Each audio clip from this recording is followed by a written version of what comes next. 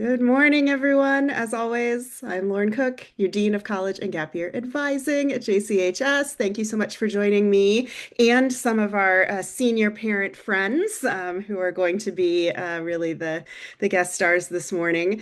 But this is our last Coffee with Miss Cook of this academic year. I can hardly believe we're in the middle of May.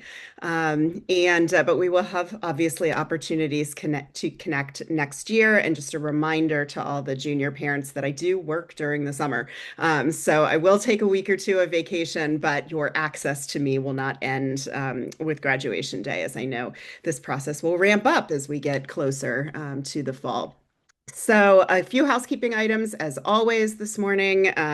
Please stay on mute for the beginning of the conversation here. I've got a little bit of content, and then we're going to do some panel questions to our senior parents. I don't mean to keep calling you senior parents, to our 12th grade parents, our class of 2026 parents. And then we will take questions live or in the chat.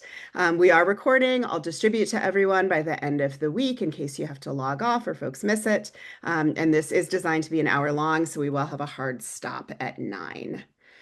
So, with that, just a few words from me and the sort of general college advising realm. May is obviously a busy time generally. We've got APs going on, we've got all sorts of things to wrap up the school year. But college advising is also quite busy right now. I know many of you did some college visits during Pesach break last month. I'm hearing about those. Sounds like some very robust schedules here and there for folks as I'm meeting with juniors for their second sort of required college advising meeting. I've cycled through most of the class. I think there's about a half dozen folks left this week. And we are doing lots of things in those meetings beyond just like touching base on what's been happening with the process. We're also talking about faculty recommendations and making some decisions about who they're going to ask, at least in the JCHS realm. If they've got folks outside of the building they also want to ask, that's fine. That's something they can do during the summer. But we do want faculty to go into the summer with a sense of what their workload is. There are obviously a handful of folks that are quite popular, whether it's Miss Foth having the entire junior class for English or Mr. Pollock or whatnot. So we are making those decisions, and I've asked your kids to make those requests by the end of the month. We've also launched their college essay writing unit in their English classes. That has been going well. I'm hearing some really great thoughts and brainstorming from students about topics that they're thinking about. I'm giving them advice as they're weighing some different choices. I'll also just remind you as parents to not fret over the topic that they choose right now. Some of them are going to land on something great that they will continue working on, and we may end up actually sending to colleges in the fall. Others just might have a topic they need to get out of their system that you might feel is maybe not the right choice. I or Miss Foth might, redirect them once it's in. But don't worry, just let them do it because this is part of the process to sort of work through the stories that they want to tell and trying to find sort of the right thing. This is all practice at this point. And then I also sent out a link to their final college advising questionnaire last week. They should also do that by the end of the month. It's shorter than what I asked of everybody back in December, but it is important. I do want to get some updates, what they're doing with their summer, to have them report in on which faculty members they ask for those recommendations. And it is just a final word for me before I start crafting their college advising recommendation letters over the summer. And I am just doing a skeleton of those that I will update as we continue working together in the fall. But there are some general pieces of information I want to have to get started on that. And then we have a class meeting on Friday with the students. And this is much like this Zoom here. I'm bringing in some seniors to talk peer to peer with them about what just happened, any advice they might have, things they do differently, things they're proud of, etc. So a lot going on with the process right now. Buckle up. And given the pace and scope of activities, I thought this might be a good time to hear from some parents that are just having gotten themselves over the first finish line. There's more. We obviously have to get them off to college or to their gap year programs or whatnot, but have been in your position. And so hopefully this will serve as a reminder and some motivation that you too can do this. So I am delighted to have this morning Naomi Leguana, who's the mother of Tommy, standing up over there waving. Tommy is headed off to New York University in the fall. And she's also the parent of Billy, who is class of 2022, who is up at Western Washington University. We've got Martin Lowenstein, the father of Ben, who is headed off to UCLA. But first, we'll go to Israel next year and spend time at a Mahina. And then he's also the parent of Tamara at 2024, who is also strangely at New York University. So doing something entirely different from what Tommy will be doing. And then we've got Lila Travis, who's the mother of Devlin. And he is headed off to Lewis and Clark in Portland, Oregon, small liberal arts college. But we were just discussing on the way into the Zoom about how he is perhaps ready to pull the trigger on his own gap year. So we can talk about both of these things and processes here. So we're going to do a bit of a panel first and then open it up for Q&A. But let's start for Naomi and Lila and Martin. Back at this time last year when they were juniors and trying to sort out, all of the thousands of options. I'm curious to know if there was a certain point or a certain part of the process where your kids really got engaged with the process. Because I know we've got some parents who are struggling perhaps with the students sort of locking in or even sort of locking in on an area that they might be interested or a type of school or whatnot. So does anyone want to go first about if there was an inciting incident or a moment that played a role? Well, Yeah, Lila. if no one else is speaking up, I'm happy to jump in on that. So at this time last year, Devlin, my son, was definitely approaching it like a homework assignment.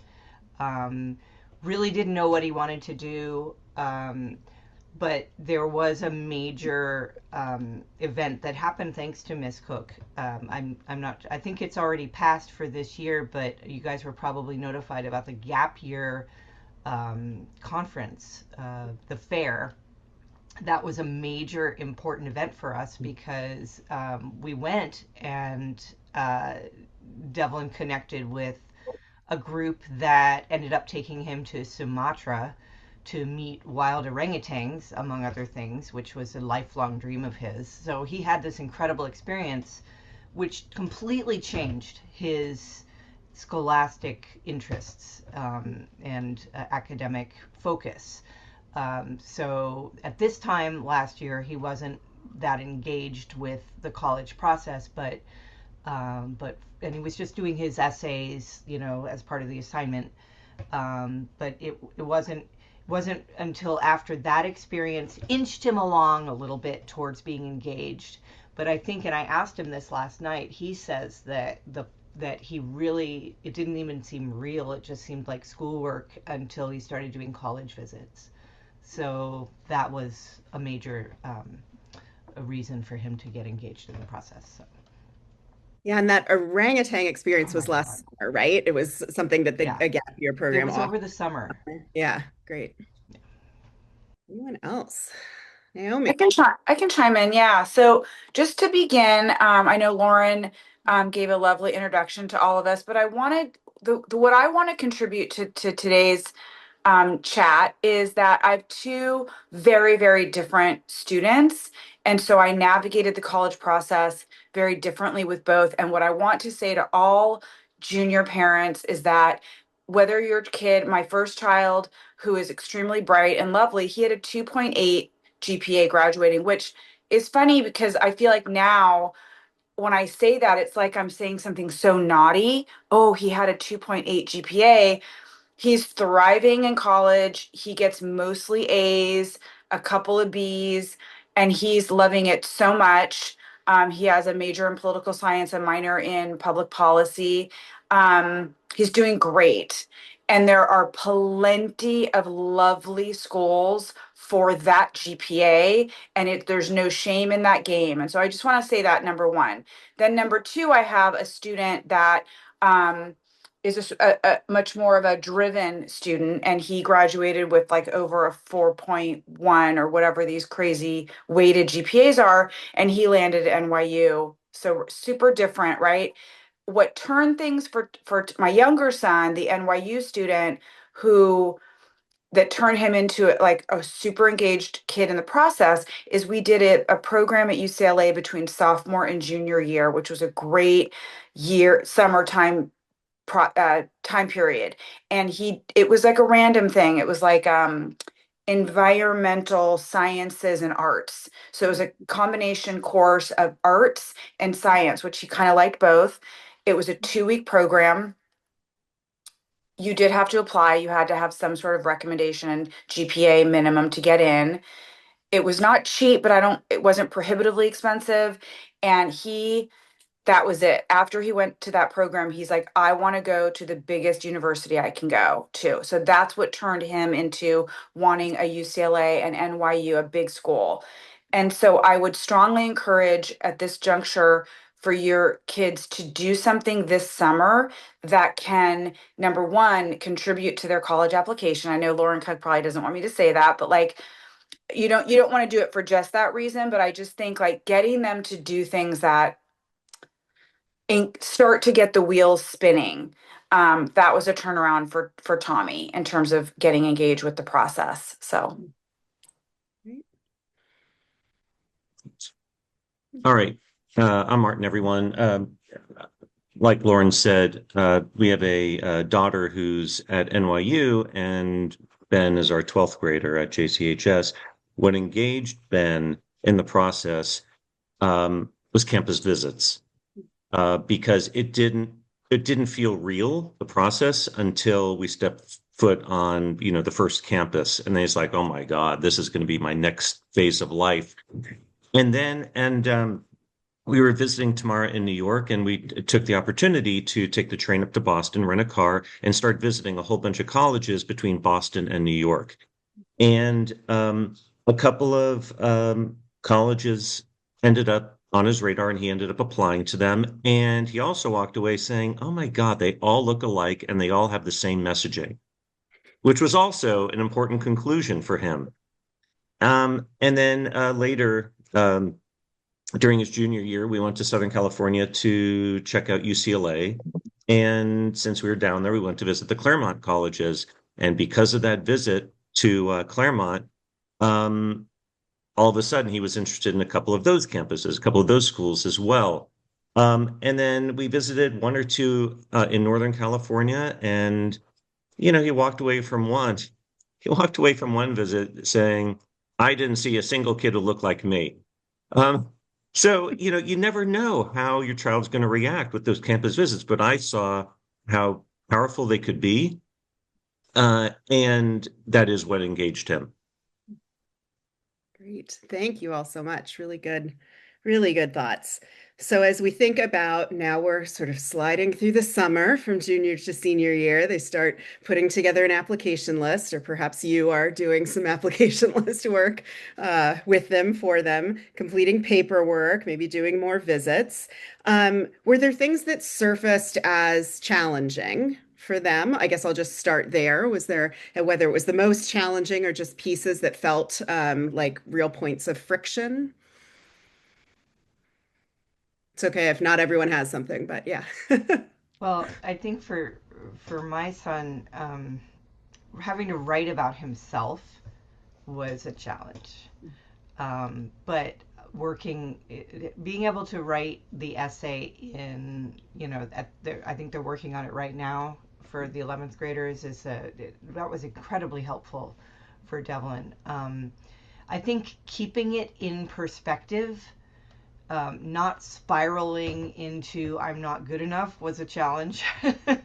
um, Also, I know that for my son who's neurodivergent, I really had to keep him organized. So at home, while he had wonderful advice at school, at home we had to engage in some regular organized meetings where we made spreadsheets of the financial costs, and we ended up doing a PowerPoint after we visited a bunch of schools and taking photographs and dropping the photographs in as mnemonics and like, what did you like about this? What did you not like about this? We did this whole process. And then, the cost of train tickets and how easy it would be to get home if you need to, and all of that stuff. And Devlin says that that was one of the most helpful things that that he really appreciated, to have it really organized and laid out in front of him. And then at the end of the process, when he was trying to decide between the two schools, we actually made pin boards with, like, we went through the catalog of, okay, so you're interested in biology. Well, you're also interested in art and computer science. How would you have a path to get where you want to be at each of these two schools? Which one would be better for you? So we made this pin board with all the class requirements, um, and that was incredibly helpful to him. It actually made him ultimately choose his final choice, which was Lewis and Clark. Um, so the most challenging part was just keeping him on track so that he could see all of the possibilities in front of him and make a decision, when the time, by the deadlines. So, and the most rewarding, gosh, I think for me personally, like,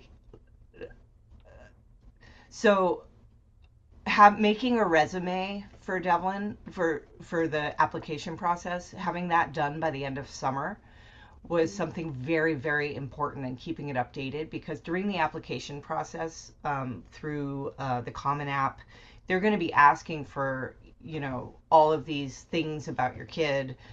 And that was really, again, organization, keeping them on track. We sat down and we made like a professional resume together, and we listed out all of his interests, all of his jobs, and all of his community service. And that was super helpful, because all we had to do was use it as a reference material for filling out the Common App. So doing that, that was like a real pro tip. So yeah, and the rewarding part was, we took the advice of Miss Cook and only did early action, so that we could reduce the stress. And having all of those, keeping ahead of the stress, because you got to keep in mind these are kids that are also doing midterms and all of these other things, and you just want to get the college process done at the beginning of the year before things really ramp up and get, intense, just to keep the stress down, if that's a factor for your kid. It certainly was for mine. So having all of the acceptances come in, and how delightful. Of course, I didn't let Devlin apply farther than Oregon, so but it was quite a journey. So Well, I'll just jump in. Great. The far and away the most challenging part for me was that Ben and I played the numbers game differently. I'm looking at all of the ridiculously low acceptance rates, and I'm thinking, Ben, choose your school and apply ED. That's the only way you're going to get in. He's like, no, I don't want to do that. I'm going I'm going to let the chips fall as they may. I want to hear from, the UCs. I don't want to apply ED. That was the most challenging part for me, because he saw the numbers game differently than I did. And he ended up applying to 4 schools EA. And that actually got him started in the application process earlier. Because I think EA applications are due around November 1st. Is that right, Lauren? Yep. Something like that? Generally. Yep. Okay. So that really kicked him into gear. By October 1st, he was already filling out applications. And then the most rewarding, I think for him, and certainly for me, is, and it was true when Tamara applied to colleges, that first acceptance. It's sort of it's one of those rare moments in life when your child, who gets unconditional love, from, parents and teachers and friends and all of that, all of a sudden there's this third party, totally objective, is not, interested in your child the way you are, and yet they want your child. That objective, affirmative thing is just, It's really something special. And it doesn't matter and that's why I say the first college, because when it first happens, it really is a meaningful moment. Mm, love it. Sorry, I had to change rooms here at work. Okay, so I'm supposed to say the most challenging and the most rewarding. Yeah, So that's great. so the most challenging, all of it. Um, it's it's kind of intense. What would I say the most challenging? I think the waiting, once we decided, so Tommy, his first two choices were Berkeley and UCLA. And so we really struggled with what Ben was talking about with ED or no ED. That was, remember, Lauren, that was the worst. I Yes. think that Yep. was the hardest because it was just like, what do we do? But in the end, we did not ED.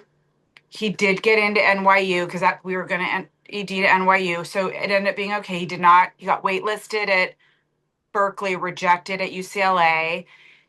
And I guess what I would say is for those parents out there looking at a UC, it's super risky because it's like I feel like the top UCLA, Berkeley, Irvine, and Davis, I guess, are the four top, maybe San Diego. It does seem a little bit random. So that's very disheartening and upsetting. So that's the number one challenge.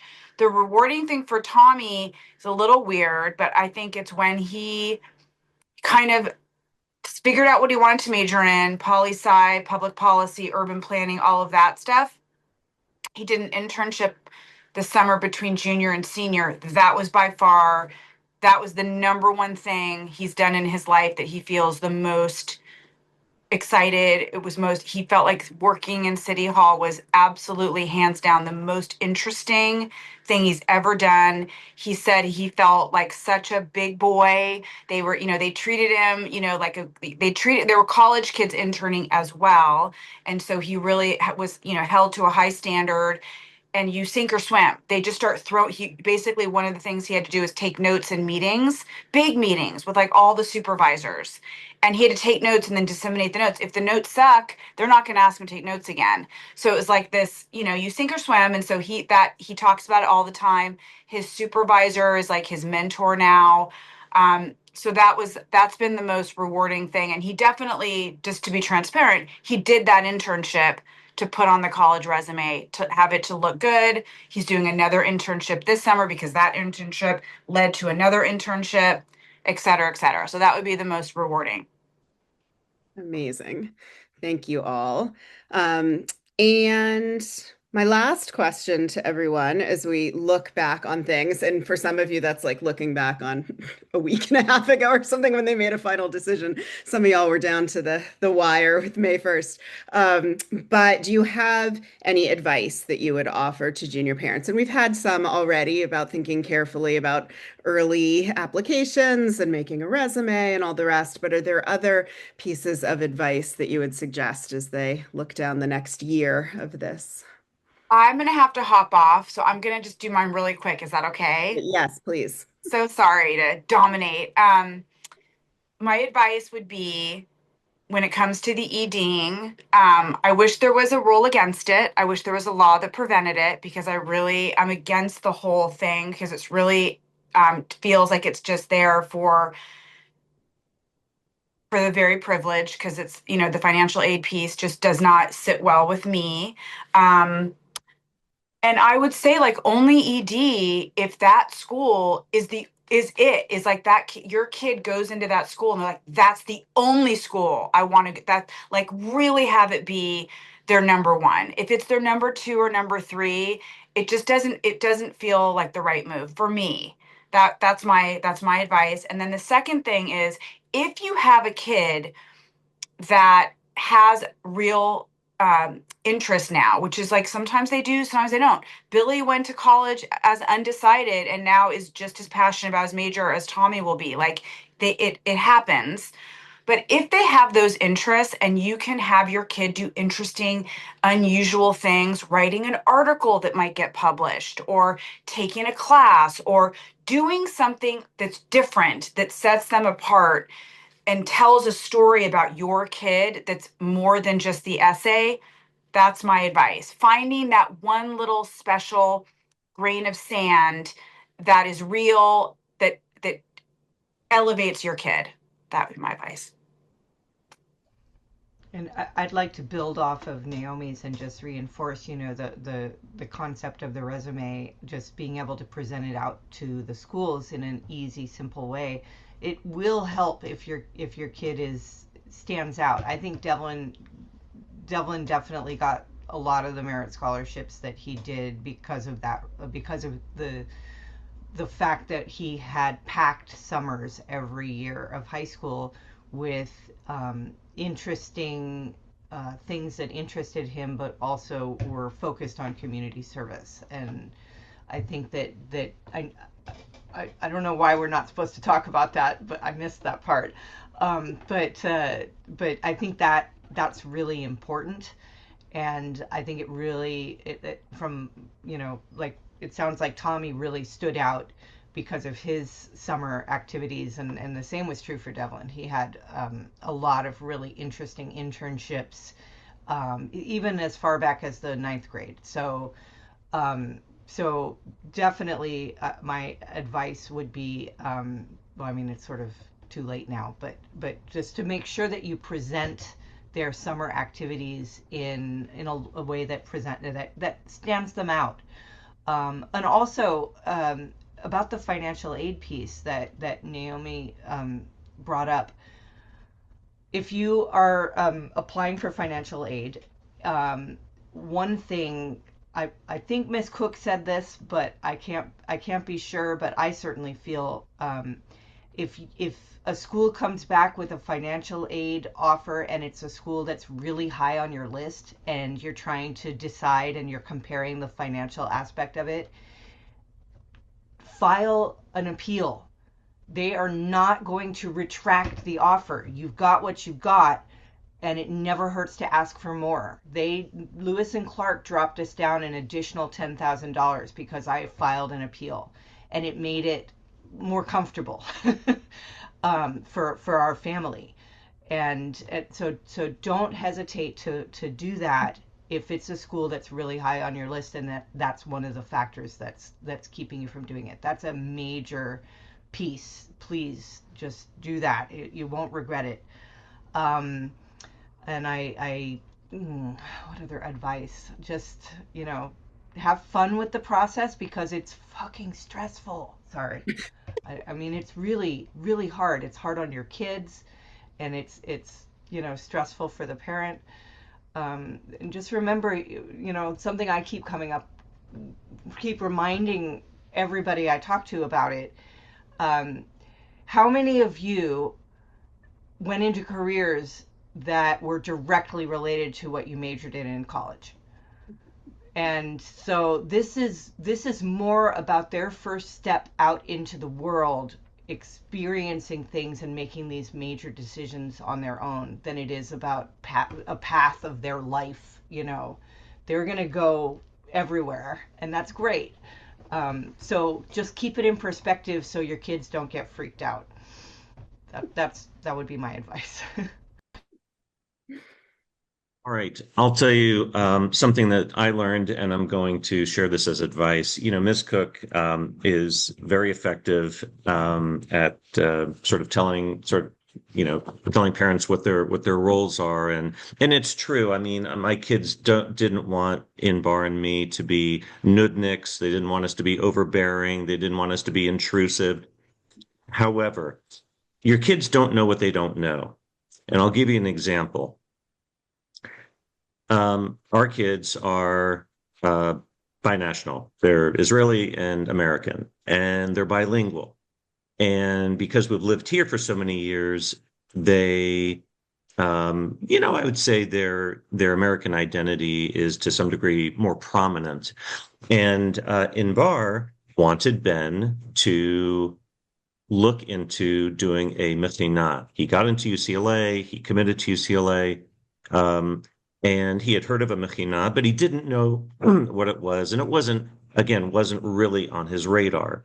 But G held his hand and did the research together. It's research that I would have had, as an American, I would have had a difficult time doing. but Inbar knew how to kind of, work the system a little bit. And the more Ben learned, the more interested he became to the point where he absolutely wanted to do a mechina. He committed to it. It's for those of you who don't know, it's a 1 year pre-army program. Um, High demand by Israeli kids. There are quite a few mechinot that have kind of a track for hunikim, from kids outside of Israel, and so they might like take 10%, kids from outside of Israel, and so Ben was on that track. And it's leadership, it's volunteerism, it's study, it's outings. And Ben desperately wants to take a year break from academics. He wants to explore Israel and his Israeli identity. And he's incredibly excited. And he never would have had this opportunity had his mom, his Ima, not been overbearing and, really kind of push the point of considering a mechina. So my advice is, yeah, don't be a nudnik on the one hand, but on the other hand, you know your child better than anyone. And I think there are opportunities for a parent to say, you know what, I know you, let's look at X, Y, or Z, because you're not going to think about it on your own. I love it.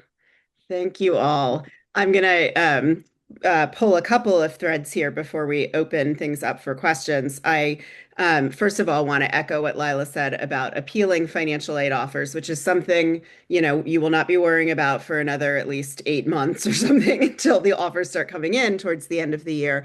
And while we don't want to think about the college process like talking to sort of a car dealership, in ways that is a apt corollary because not everyone's paying the same price already, right? Based on need-based aid and merit and all the rest. But there is room for negotiation. And while I will tell you all the way along to not use the word negotiation with colleges, that's because they don't want to feel like car dealerships.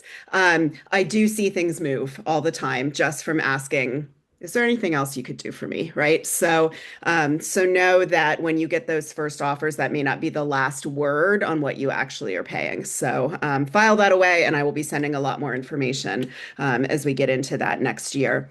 We're also hearing a lot about summer, which is excellent. And summer activities can be really formative and all the rest. But some of you may be thinking, well, that ship has sailed because already the summers are done, or we've got the plans for this summer. And it's okay, whatever you're doing. And I've talked with your kids about it and all the rest. There are lots of ways to be sparking the inspiration that aren't just summer, but yes, it can be incredibly useful. And I also want to just pause on the standing out because I was hearing a lot of standing out too. And that is, I think, something that was very real for some of these students. But I also think that the flip side of that is can be the anxiety that there is not enough or what it means to stand out in the applicant pool and that you have to have something super unique or have done something nobody else has done. And that's rare that a high school student is in that little category. So know that standing out can just look like choosing the right essay topic or the way in which you talk about something or a particular leadership position that you're able to reflect on or a life experience or an identity piece that standing out has a very broad definition in the process. And one thing I would say is true for all three of these kids that I think also led to their satisfaction and success with this is that they started early. All of these folks were sending me some amount of writing still over the summer after they finished their, project for their English class. They didn't pause and then circle back to me in September, right? That they were continuing to think about this and chew on topics and ideas and ask me questions. Many of them attended workshops that I do after school in the fall. So in August, September, October, I will have an hour or so after school in room 120 right there by the front door that seniors can just drop in and work together, which I think is great, and just ask each other questions. But also, there's usually like a list on the board of who wants to talk to me, and we cycle through just asking me a question and doing some quick help. So, folks who were engaging with me and who were engaging with the process in a proactive way, I think that also really helped. Now, not every student is going to be like that, and we will also help drag those late bloomers over the finish line. But know that those were some unique characteristics of these folks as well that I think led to some help. Okay, so it's 8:36. I'm just going to open up the floor for questions. And Naomi, if you need to bounce at some point, I know that you've got work, so feel free to log off when you need to.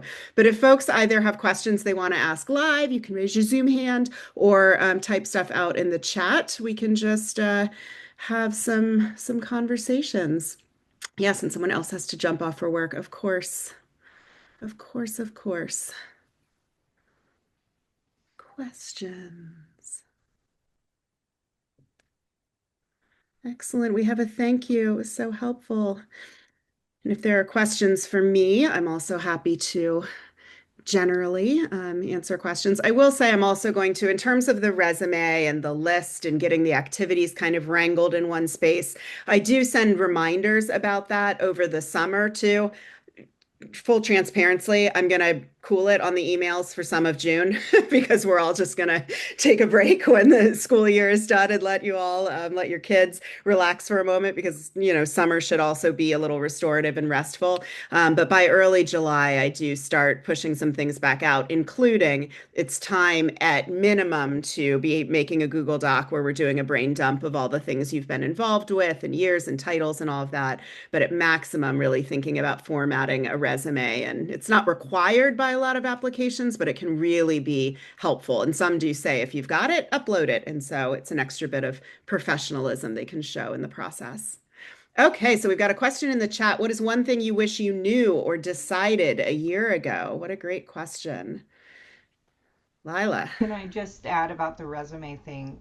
The application won't ask you necessarily to upload a resume, but there's a whole section asking your kids to list off their activities.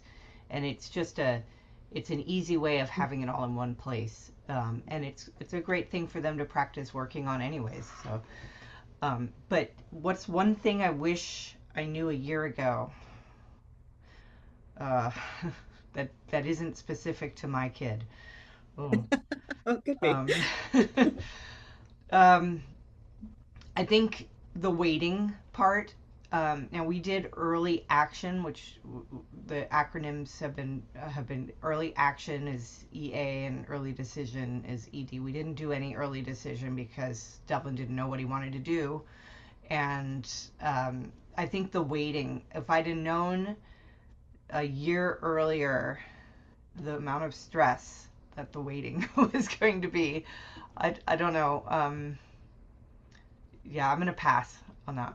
And I Remember will my just answer. note with the waiting, that is a moment where I think students have been so used to working towards the goal, towards the goal, towards the goal, and now you pause, right? And so I would get kids coming into my office this past year saying, like, what else can I be doing right now? All my applications are in, but how can I continue helping myself? And I'm like, you're good. Like we do just have to pause. So knowing Mhm. that that's going to come too, where there's nothing else to be done, you just have to sit on your hands and help them and help yourselves be ready for that. Naomi, yes.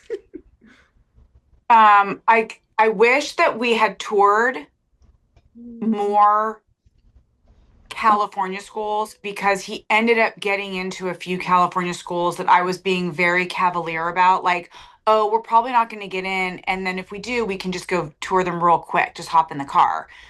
He ended up getting into some schools I didn't think he would get into. And then we did the visits really late.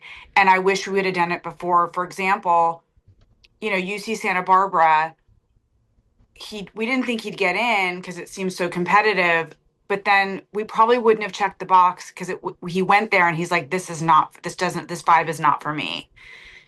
I wish I would have known that because it's just then it just clogs up the system, right? Just check the box. Well, if you just check the box, then other people are getting pushed aside. So I know that I was an SFUSD parent for many years, so I believe in the whole lottery. Like, don't just put schools on just cause. Like, put on schools that you really want to go to because it's taking it away from someone else if you're doing that. And I kind of feel like that about the UCs. Like, don't just check all the boxes. Check the boxes that your kid wants to go to because I think that's a more ethical way to do it. So that's what I would have done differently. I would have toured more of the California schools and been more strategic about the boxes that we actually checked.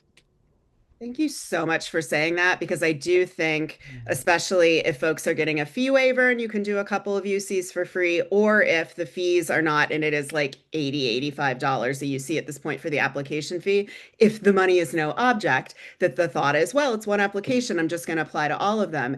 And I cannot stress enough, the UCs are all very different from one another. And there are some, I think at this point, I don't know that Merced is great for any of our kids. They're building, building, building, and it's a fabulous campus for kids who live sort of inland, first generation. They don't have a Hillel. There's like no Jewish community anyone could say. I spent 3 days at Merced last year and was super impressed and thought, I don't know that right now this is a fit for any of our kids.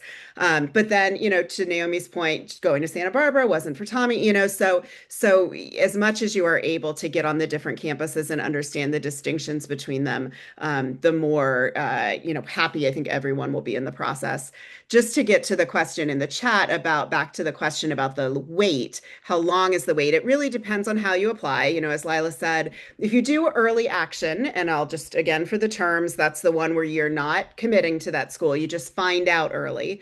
It might be from November 1st when you need to submit the application, or ideally late October, until late December, sometimes January for those schools. So, like University of Maryland, University of Michigan, even if you do that early action deadline, they don't notify until the end of January. So, you do have a good 2 or 3 months there. Now, with something like the UCs, that deadline is the end of November, right? The end of Thanksgiving break. You are then waiting until March, and the UCs come out at different points in March. So, it's usually a couple of months that you are sort of needing to direct your attention to other things and not be trying to drive yourself crazy or if your kid driving themselves crazy waiting for answers. So that's tough. We are used to, especially now with the internet world, getting answers quickly, getting responses quickly, that we're constantly moving, moving, moving. This is not that. There is a pause to have applications reviewed.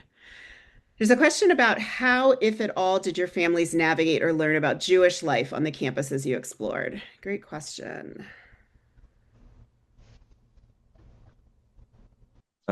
We asked about it at every campus visit. We were not bashful about it. We asked about, what the organizations are. We asked about what life is like for the Jewish kids. And yeah, we asked more than one person just to try to get, good information. And you get it. I mean, people talk about it. It's really, you know, so ask. Don't be bashful.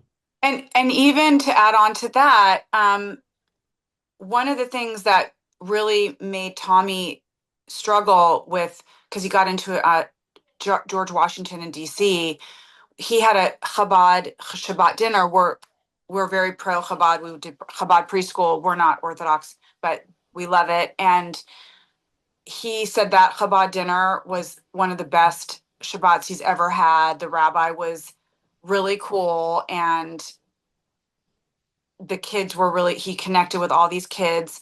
So I would, if you have an opportunity to visit a Chabad or a Hillel and have Shabbat dinner, or just a chat with anyone at Hillel or Chabad, I would highly recommend that, because you'll get the flavor of that Hillel or that Chabad. That I would recommend, even more than just asking. Like if you're doing a campus visit on around Shabbat, if you're doing like a Friday day, stay for the Shabbat to see, is it a big community? Is it a small community? They're so much fun. And I would say you don't even have to visit campus to have those conversations. It's obviously ideal to be in it. But Hillel directors, Chabad directors, they are happy to take your phone calls. I would bookmark hillel.org. That's going to have all the contact information and some quick profiles on campuses. It will tell you something if there's very little information or a school is not on hillel.org. And I'll also say I was doing some prepping for a workshop that I'm leading in a few weeks yesterday, and the ADL has updated their campus scorecard. When they released that the first time last year, it wasn't a very large number of schools, and I think two colleges got A's. I was like, well, I don't, everybody was failing. I was like, okay, I get that the climate's not great right now, but ADL has updated that. There's a lot more schools, there's a lot more nuance, and it can just be another point of reference to look and see because they do give grades to colleges and give some reasons for what they think is going really well with the Jewish community and what might need to be worked on from the point of administration or whatnot. So there are some internet resources as well. But talking to those campus directors, they're going to give you the real deal. And I've had some senior parents say, the Hillel director at this place said, no, that no one here is Shomer Shabbat to the best of my knowledge. So you're going to have trouble if that's really important to your child or whatnot. So even just picking up the phone.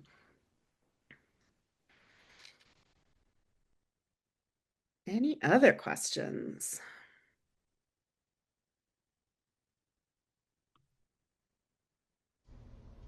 While we're waiting for a question, can I talk a little bit about school visits? Yes. This was something that came up for us that was a surprise.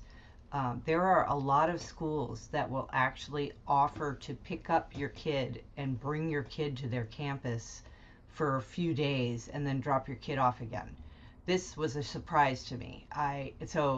You know, when we did the classroom, the college campus visits, a couple of them Devlin did on his own through these programs, and for our family, because of financial aid, it was free. I just had to get him to the Emeryville Michael's parking lot so that the giant tour bus could pick him up and take him up to Cal Poly Humboldt for 4 days, where he lived as a student in the dorm and experienced what life would be when he was up there. And that was really important for him making, that was his first school that he visited. And he didn't choose that one, but it was a wonderful opportunity for him to see what it would be like if he were a student there. And then Willamette also had a program like that. They also reimbursed us for cost of driving to Salem, Oregon, as part of their encouragement for us to visit and consider the school. We also didn't choose them, but they still sent the check.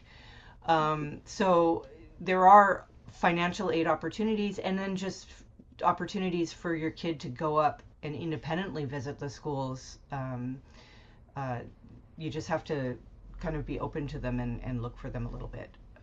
But so don't forget to do that, because that was it came as a surprise. I, for some reason, I must have missed that meeting. so so don't Well, I forget about will say I'm noticing more of these opportunities, more schools giving some financial incentives to visit. Now, is it the places that are admitting 6% of their students? It's not. It's some of the more broad access institutions. But I am noting in a lot more emails I'm getting, and I'm assuming these are also going to families saying, if you come to visit, there will be a couple $100 available to you.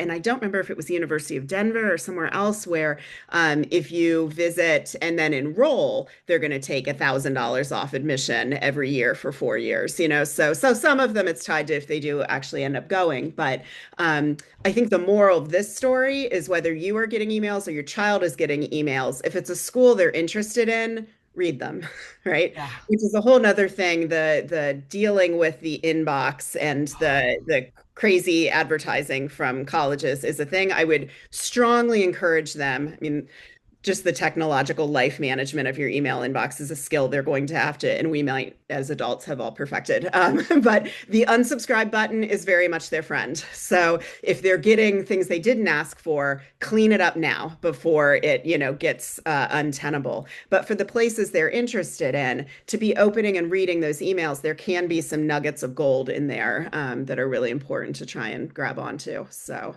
And we focused on the small liberal arts colleges, and because they're small liberal arts colleges, they had a lot of, they're very expensive, and they had a lot of funding for financial aid. So for our trip to Oregon, between Willamette and Lewis and Clark, they gave us $1,000 to do that trip, which is great. I mean, it pretty much paid for the Airbnb and the driving.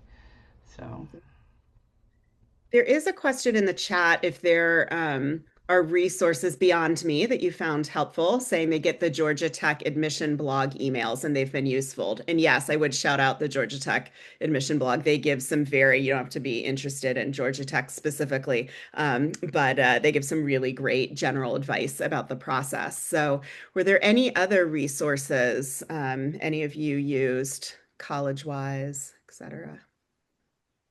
Can I do a plug for my brother-in-law? Yes, you can because he's great.